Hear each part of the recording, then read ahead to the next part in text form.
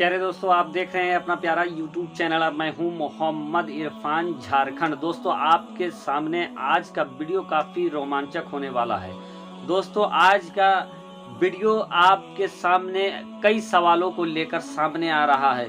दोस्तों, आज का वीडियो आपको सोचने पर मजबूर कर देगा और आज का वीडियो आपको ये तय करने के लिए मौका भी देगा कि दोस्तों, आप दुनिया में रहकर क्या कर रहे हैं और इसका क्या अंजाम होने वाला है। तो दोस्तों, दिल थाम कर बैठे एक सनसनीखेज 3 कब्रों का ऐसा वाकया दोस्तों, जिसको सुनकर यकीनन आपके रोंगटे खड़े हो जाएंगे, आप सोचने पर मजबूर हो जाएंगे। 3 कब्रों का वो सनसनीखेज वाकया जो दोस्तों एक बुजुर्ग ने इसके बारे में बताया है, जो मैं आप तक पहुंचाने वाला हूं। प्यारे दोस्तों, उससे पहले आपसे अदबन गुजारिश करूंगा कि अगर अभी तक आपने मेरे चैनल को सब्सक्राइब नहीं किया है तो जल्दी से चैनल को कर लीजिए सब्सक्राइब, साथ ही साथ बेल के बटन को ऑन कर दें और ऑल नोटिफिकेशन के जो ऑप्शन है उसको ऑन कर लें, ताकि आने वाला हर वीडियो सबसे पहले आप तक पहुंच सके। तो चलिए दोस्तों, उम्मीद करेंगे आपने चैनल को सब्सक्राइब कर लिया होगा। वीडियो का आगाज करते हैं। प्यारे दोस्तों, एक इंसान जिसका ये काम था कि वो कब्रिस्तान में कब्रों को खोदा करता था और कब्र को खोदने के बाद उससे जो कुछ मिल जाता था उसी से उसका गुजर बसर होता था। एक दिन एक बुजुर्ग उस शख्स से मिले, उस इंसान से मिले जो जिसका पेशा था कि कब्रिस्तान में कब्र खोदने का। वो उनसे मिलने के बाद ये कहते हैं कि क्या कभी आपने कब्रिस्तान में कुछ अजीब देखा है? वो इंसान सोचने के बाद ये कहता है कि जी हाँ, मैंने एक अजीब मामला देखा और उसके बाद से मेरी जिंदगी ही बदल गई। तो बुजुर्ग कहते हैं वो कौन सा मामला था? वो कब्र खोदने वाला इस तरह से बयान करता है कि एक दिन मैं कब्र खोद रहा था और 2 कब्रों को मैं खोद चुका था। क्योंकि दोस्तों बहुत बड़े बड़े शहरों में चूंकि तादाद बहुत ज़्यादा होता है तो रेडीमेड कपड़े की तरह रेडीमेड कब्र भी मिलने लगे हैं। कब्र खोदा रहता है, आप जाएं, उसका मेहनताना दे दें, उसके बाद आप अपने मैयत को उसमें दफन कर दें। तो इसी तरीके से वो इंसान सोच रहा था कि 3 कब्र खोद लें, उसके बाद इत्मीनान से रहेंगे। फिर कोई आता है तो फिर जो कुछ मिलेगा वही रोजी रोटी का सबब हो जाएगा।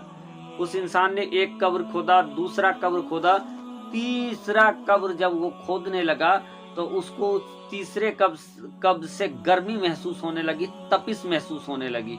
वो थोड़ा देर निकलता है, बगल में ही एक झाड़ी रहता है जहाँ सामियाना जैसा बनाता है, थोड़ा सा आराम करता है, सुस्ताता है ताकि गर्मी से बचे, और उसके बाद फिर वो जाता है और जैसे तैसे वो तीसरी कब्र को मुकम्मल कर लेता है, खोद कर।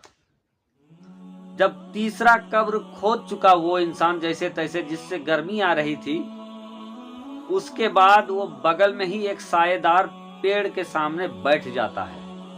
कुदरत को कुछ दिखाना था उस इंसान को, लोगों तक नसीहत भी पहुंचाना था।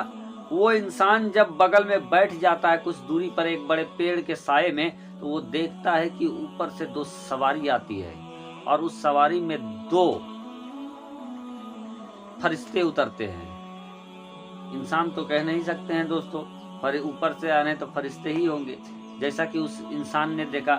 अब दोनों आने के बाद पहली कब्र में खड़े होते हैं और कब्र में खड़े होने के बाद ये कहते हैं कि इनके बारे में ये लिखो कितना जो दूरी होना चाहिए, डिस्टेंस होना चाहिए, कब्रों की डिस्टेंस, उसके बारे में लिखते हैं कि इस पहली कब्र के बारे में, इसके बारे में लिखो कि 12 मील चौड़ा और 12 मील लंबा।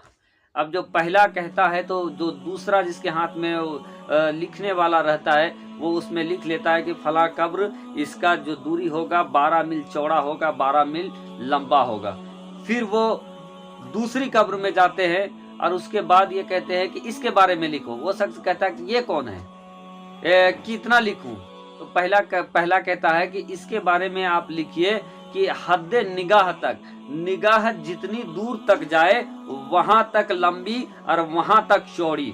फिर वो दूसरा वो मेंटेन कर लेता है अपना कि हद निगाह तक ही इसके कब्र का डिस्टेंस होगा, वो हद निगाह तक होगा, जहां तक दूरी जाए, जहां तक निगाह जाए वहां तक इसका कब्र लंबा और चौड़ा होगा। अब दोस्तों तीसरे कब्र के तरफ ये बढ़ते हैं। तीसरे कब्र के तरफ बढ़ने के बाद ये पहला कहता है कि लिखो, दूसरा पूछता है कितना लिखे। पहला कहता है इस तरीके का दरमियान बताता है, इसकी चौड़ाई इतना सा लिख दो, यानी अंगूठे से शहादत उंगली के दरमियान जो चौड़ाई होता है उतने ही चौड़ाई लिखो। अब वो जो दूसरा होता है वो उतने चौड़ाई लिख देता है उस कब्र की, और उसके बाद फिर से वो अपने सवार में सवार होते हैं और चल जाते हैं। अब ये इंसान जब इस चीज को देखा काफी हैरत में आ गया कि ये आखिर ये कौन है, जहाँ एक एक पहले कब्र में जो आएगा उसका कब्र की चौड़ाई 12 मील लंबा होगा, 12 मील चौड़ा होगा, दूसरे का कब्र की लंबाई हद निगाह तक होगा, और तीसरे का सिर्फ इतना होगा। वो इंतजार करने लगा, ये देखने लगा कि आखिर इन कब्रों में कौन आता है, कौन दफन किया जाएगा।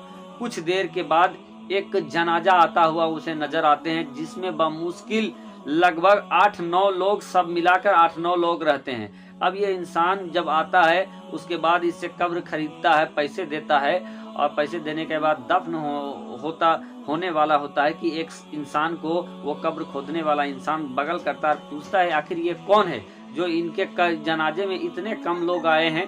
तो वो इंसान कहता है कि सुनिए, ये काफी गरीब आदमी था, ये काफी गरीब आदमी था, लेकिन ये ईमान का बड़ा पक्का था। इसके पास रुपया पैसा की तो दौलत नहीं था, लेकिन ईमान का दौलत इसके पास था। ये इंसान हमेशा चलते फिरते हर जगह प्यारे आका मोहम्मद मुस्तफ़ा सल्लल्लाहु ताला अलैहि वसल्लम का दुरूद पढ़ा करता था। ये नमाजें अदा किया करता था, कसरत के साथ नमाजें अदा करता था, कभी भी नमाजों में किल्लत नहीं किया करता था, नमाज अदा किया करता था और दुरूद पढ़ा करता था, हमेशा बावजूद रहा करता था। तो इस इंसान के पास दौलत की तो कमी थी, लेकिन ईमान का बड़ा पुख्ता था। और आज जानते हैं लोग आज मुंह देखकर जनाजे में भी शामिल होते हैं। जो बड़े लोगों का जनाजा होता है तो बहुत ज्यादा लोग शामिल होते हैं, आते हैं, लेकिन गरीब का जनाजा होता है तो गरीब के जनाजे में कौन जाए। बहुत ऐसे जगह में है भीड़ होता है, लेकिन बहुत सारे जगह में बहुत कम लोग भीड़ होते हैं। अब इनको ये मामला समझ आ जाता है ये इंसान को कि आखिर इनके बारे में फरिश्तों ने ये क्यों लिखा कि 12 मील लंबा हो, 12 मील चौड़ा इनका कब्र का चौड़ाई होगा। ये इंसान कहते हैं कि, और वो इंसान बताने वाला ये कहता है कि हम लोगों ने जो आपको मजदूरी दिया है, आपस में हमने चंदा करके पैसा उठाया और उसी पैसे को आपको दिया है। अब ये इंसान ये सोचता, सुनने के बाद ये कहता है कि ऐसा करें कि आपने जो मुझे कब्र खोदने के लिए जो मजदूरी दिया है, इस मजदूरी को आप लोग ही रख लें, ताकि इनके साथ इसाले सवाब में मैं भी शामिल हो जाऊं। बहरकैफ दोस्तों, उस पहले वाले का दफन हो जाता है। अब ये दूसरे कब्र के बारे में ये देखने लगते हैं कि इसमें कौन आता है। कुछ घंटों के बाद देखते हैं कि एक जनाजा आ रहा है, लेकिन उस जनाजे की कैफियत को देखकर ये इनके रोंगटे खड़े हो जाते हैं। इस जनाजे में 4 ही लोग थे, कुल मिलाकर 4-5 लोग थे, 4 उठाए हुए थे, और एक 4 से 5 लोगों के बारे में ये इस दूसरे वाले जनाजे में था।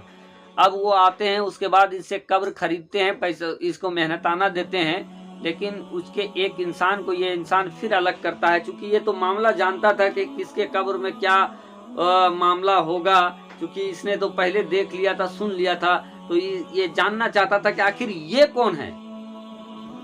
जब एक इंसान को बगल करके वो इंसान पूछता है कब्र खोदने वाला, ये कौन है जो इसके कब्र में जनाजा पढ़ने वाले भी नहीं है, सिर्फ 4 ही लोग हैं। ये कहता है कि ये जनाजे में कौन है, इसके बारे में हम लोगों को भी नहीं मालूम है, शायद ये कोई मुसाफिर होगा।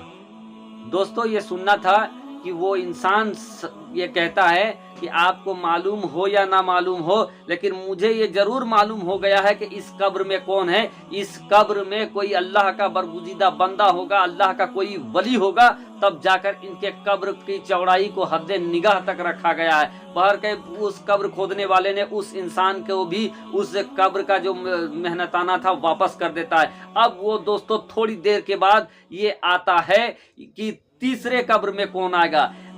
कुछ देरी के बाद ये देखता है कि एक जनाजा आ रहा है, लोगों का पूरा हुजूम है। जब सारे लोग आ जाते हैं दोस्तों, इसको पैसा देते हैं, उसके बाद ये पूछते हैं कि ये कौन है। तो वो एक इंसान कहता है कि सुनिए, ये शहर का बहुत बड़े रईस इंसान के घर का जनाजा है। इनके पास तो रुपया पैसा किसी भी तरीका का कोई कमी नहीं था, लेकिन इसके घर में नमाजी कोई नहीं था, इसके घर में कुरान पढ़ने वाला कोई नहीं था, ये अल्लाह और अल्लाह के रसूल के जिक्र नहीं किया करता था। रुपया पैसा तो बहुत था, लेकिन कभी भी गरीबों को नहीं दिया करता था। दोस्तों उस इंसान को ये सारा माजरा समझ में आ जाता है कि इसको इतना सा कब्र के अंदर इतनी सी चौड़ाई क्यों मिली। इसके कब्र में और इसके जनाजे में तो बड़े बड़े मंतरी संतरी जंतरी सब थे, नमाज पढ़ने वाले। नमाज जनाजा में लोगों का हुजूम था, लेकिन दोस्तों जिसके पीछे इतने लोगों का हुजूम, उसको कब्र में जो जगह मिली थी, कब्र की चौड़ाई मिली थी सिर्फ इतना, यानी इधर की पसली इधर हो जाए। तो दोस्तों इससे आपको समझ में आ गया होगा दोस्तों कि अल्लाह वाले कैसे होते हैं और अल्लाह वाले का मर्तबा कैसा होता है, चाहे वो गरीब हो या अमीर हो। और जो अमीर होकर भी रब को राजी करने का काम नहीं करता है, तो फिर दोस्तों कब्र में